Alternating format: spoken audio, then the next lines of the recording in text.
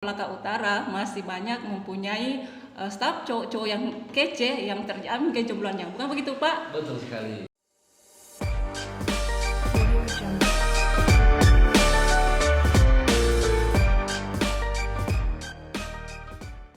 Assalamualaikum warahmatullahi wabarakatuh, sahabat Bawaslu, pemerhati pemilu di seluruh Nusantara. Bersama saya Rasma sebagai host podcast hari ini. Bersama kami Bawaslu Kabupaten Kolaka Utara dalam acara podcast Melekat mengenal lebih dekat Bawaslu Kabupaten Kolaka Utara. Oke sahabat Bawaslu, saat ini kita akan melekat mengenal lebih dekat salah satu narasumber kita yang tentunya sudah tidak asing lagi di dunia kepemiluan, khususnya di Provinsi Sulawesi Tenggara. Siapa beliau? Saya akan perkenalkan Bapak Robi Harumapere Esketners. Untuk lebih akrabnya dipanggil Pak Robi. Beliau ini adalah Ketua Bawaslu Kabupaten Kolaka Utara. Assalamualaikum Pak Robi. Waalaikumsalam warahmatullahi wabarakatuh. Oh ya Pak, gimana kabarnya hari ini? Alhamdulillah, hari ini kita masih diberi kesehatan dan umur yang panjang oleh Allah Subhanahu wa taala. Alhamdulillah. Oh ya Pak, boleh dong memperkenalkan diri dulu. Kali aja di luar sana ada sahabat Bawaslu ini yang penasaran tentang Bapak. Baik, singkat saja, nama saya Robi.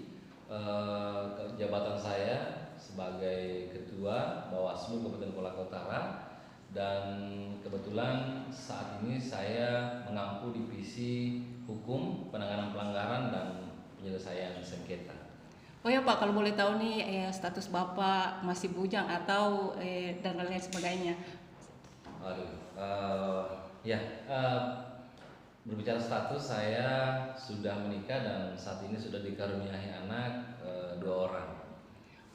Sahabat Bawaslu, ternyata Pak Robi ini sudah ada yang punya, tapi jangan berkecil hati dulu para jomblo di luar sana, karena di Bawaslu Kabupaten Kolaka Utara masih banyak mempunyai staf cowok-cowok yang kece yang terjamin kejombloannya. Bukan begitu, Pak? Betul sekali. Jadi di Bawaslu ini kita masih punya beberapa rekan-rekan yang belum memiliki tempatan hati. Kita doakan mudah-mudahan mereka cepat mendapatkan tempatan hatinya. Semoga Pak, amin. Amin. Oh ya Pak, saya sedikit penasaran nih, apa sih yang kemudian memotivasi Bapak untuk mendaftar sebagai pengawas pemilu? Sementara yang kami ketahui nih Pak, Bapak ini berbackground kesehatan. Iya. Terima kasih. Berbicara background, memang saya dari latar belakang kesehatan. Tapi saya ingin mengatakan bahwa di dunia ini ada 2 tipe pekerjaan. Yang pertama, pekerjaan yang sesuai dengan background pendidikan seseorang. Yang kedua, pekerjaan yang mungkin tidak sesuai dengan background. Tapi pertanyaannya apakah salah? Saya kira itu kan tidak ya, Bu Rasma. Kemudian yang menjadikan saya tertarik mengapa saya memilih di dunia penyelenggara pemilu, mungkin saya ingin sedikit bercerita. Pertama dimulai dari awal tahun 2013. Di saat itu saya masih bekerja di salah satu kampus swasta kesehatan di Kolaka, dan saat itu saya pulang kampung, kemudian saya mendaftarkan diri sebagai panitia pemungutan suara atau PPS pada saat itu. Dan alhamdulillah saya diterima menjadi salah satu PPS di Kolaka Utara, dan saat itu pula saya memutuskan untuk resign dari pekerjaan saya. Iya Pak, Bapak dari awalnya seorang dosen atau staf di? Iya, tepatnya saya sebagai staf juga dan juga mengajar di sekolah tinggi swasta di Kolaka. Kesehatan ya Pak? Di kesehatan.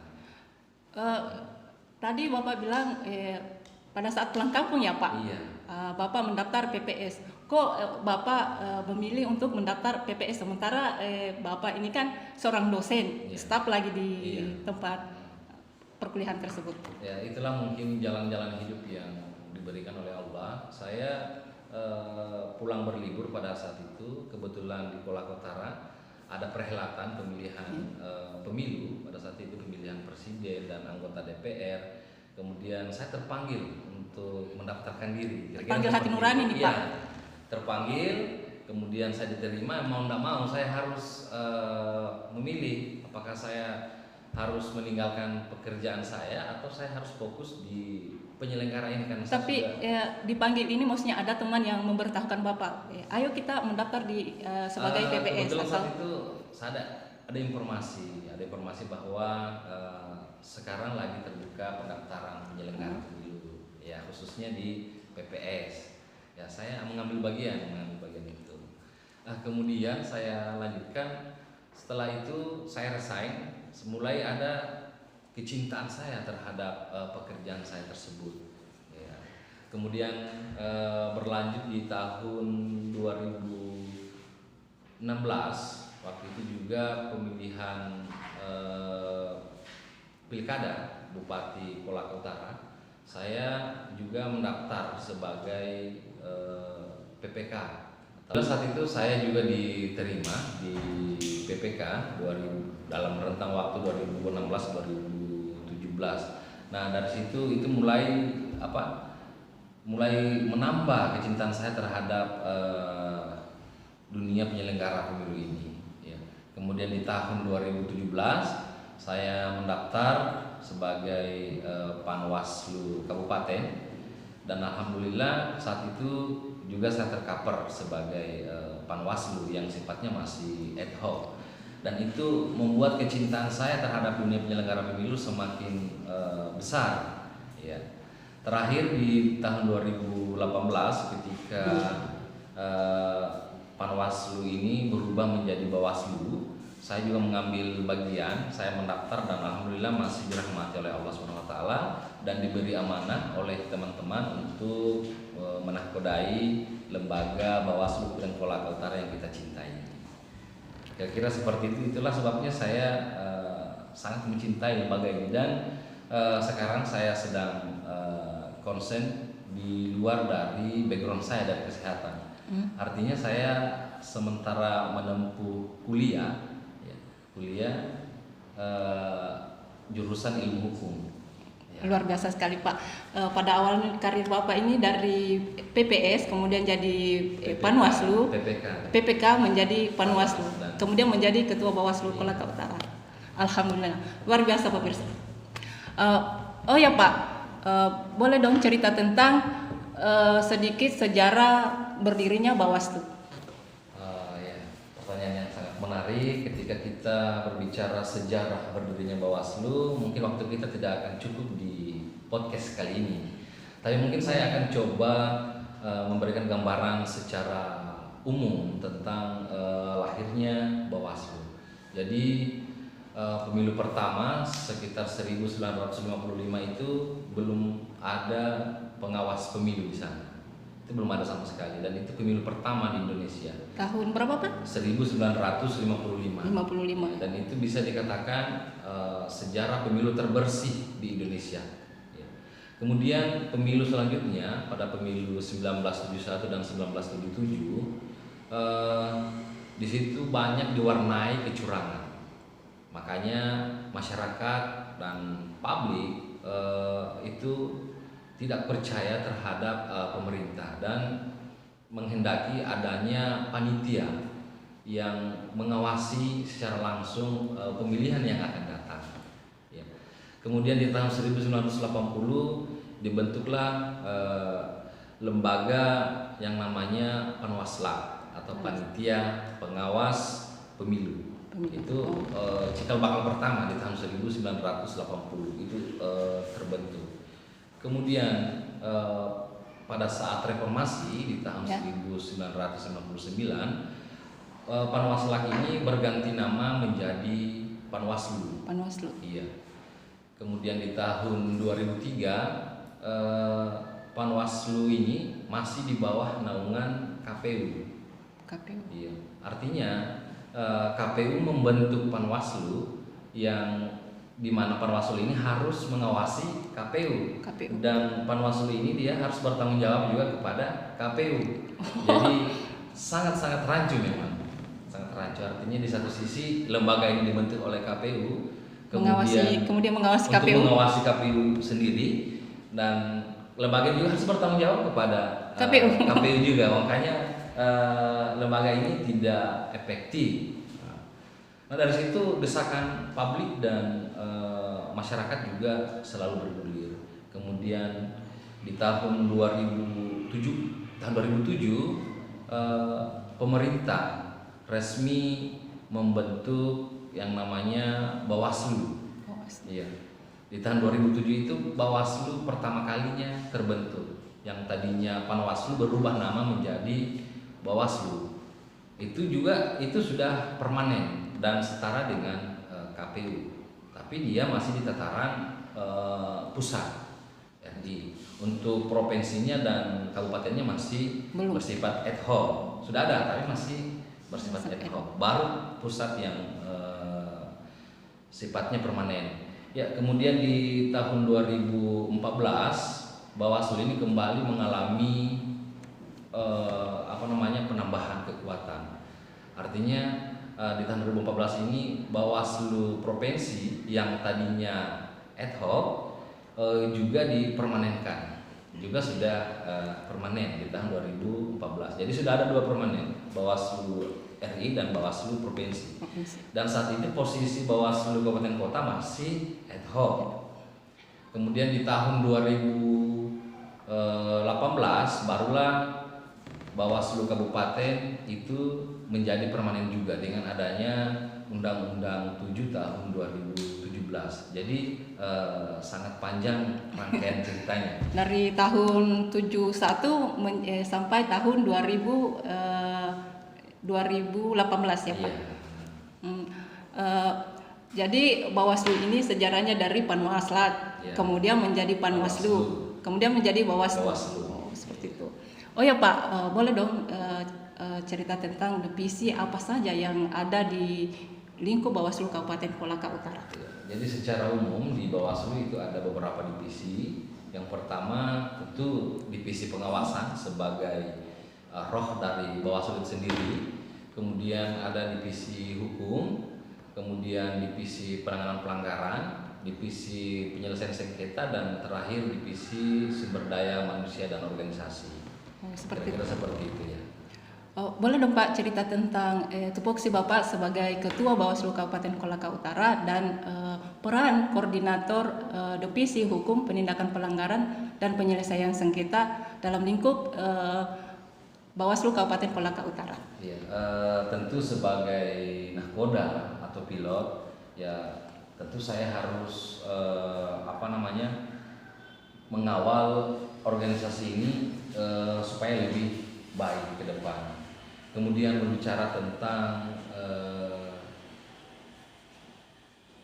koordinator yang Ibu katakan tadi, ya kebetulan saya membidangi 3 divisi. Yang pertama divisi hukum, yang kedua penindakan pelanggaran, dan yang ketiga penyelesaian sengketa. Adapun tugas-tugasnya seperti apa? Ya kalau berbicara hukum ya kita melakukan kajian-kajian hukum. Kita melakukan kajian-kajian di Perbawaslu dan menelaah kekosongan-kekosongan hukum yang ada.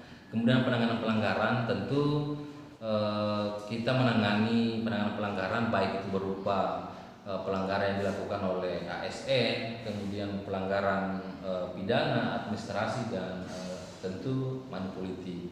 Kira-kira seperti itu yang kita tangani. Oh ya Pak, selama Bapak menjabat sebagai Ketua Bawaslu Kabupaten Kolaka Utara tentu banyak pengalaman nih Pak dalam penanganan pelanggaran. Kalau boleh tahu Pak, kasus-kasus seperti apa saja yang pernah ditangani di Bawaslu Kabupaten Kolaka Utara? Iya. Berbicara kasus tentu kita berbicara output, artinya apa yang telah kita hasilkan. Untuk Bawaslu Kabupaten Kolaka Utara sendiri itu pernah menangani kasus yang terbanyak adalah kasus netralitas ASN, ya, dugaan netralitas ASN.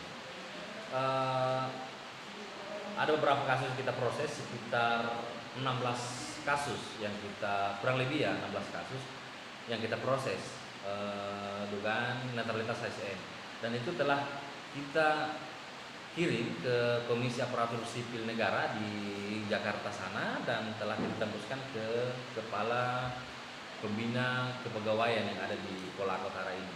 Dan dari beberapa kasus yang telah kita kirim telah dibalas oleh KSE, diantaranya hukuman yang diberikan adalah hukuman disiplin ringan dan hukuman disiplin berat. Artinya teguran ringan dan teguran berat, tidak ada yang mengarah ke pelanggaran yang berat. Kemudian di samping pelanggaran netralitas ASN, kita juga memproses beberapa kasus pidana, kurang lebih 10 kasus juga yang telah kita proses. Tetapi ada 2 yang berhasil kita naikkan sampai tahap pengadilan dan telah memperoleh kekuatan hukum yang ingkrah. Artinya masing-masing terdakwa ini telah dihukum maksimal sesuai dengan pelanggaran yang telah dia lakukan. Kemudian penanganan kasus administrasi. Jadi ada juga kasus administrasi yang kita tangani dan telah kita teliti. Alhamdulillah kita nyatakan ada pelanggaran di dalam dan kita lakukan PSU di beberapa TPS yang kita duga ada pelanggaran administrasi di dalamnya. Kemudian terakhir kemarin ada pelanggaran money politik yang kita tangani, akan tetapi itu juga tidak sampai ke tahap penyidikan dan ke tahap selanjutnya karena terdapat kekosongan hukum, sehingga kita tidak bisa memprosesnya, terkendala karena unsur-unsur hukum yang ada tidak terpenuhi. Kira-kira seperti itulah gambaran kasus yang kita tangani. Seperti itu ya Pak. Mungkin ada closing statement yang ingin Bapak sampaikan sebelum acara ini ditutup, Pak?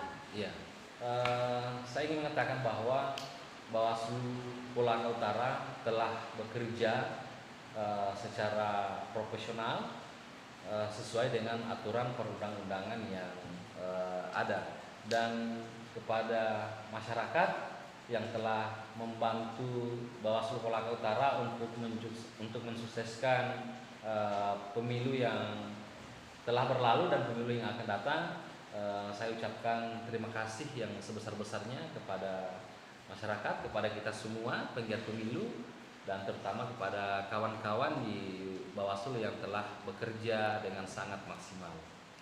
Terima kasih Pak Ketua atas waktu dan kesediaannya untuk berbagi. Ya, demikian obrolan kita di edisi perdana ini. Jangan lupa ikuti terus dan melekat mengenal lebih dekat Bawaslu Kabupaten Kolaka Utara. Saya Rasma undur diri. Wassalamualaikum warahmatullahi wabarakatuh.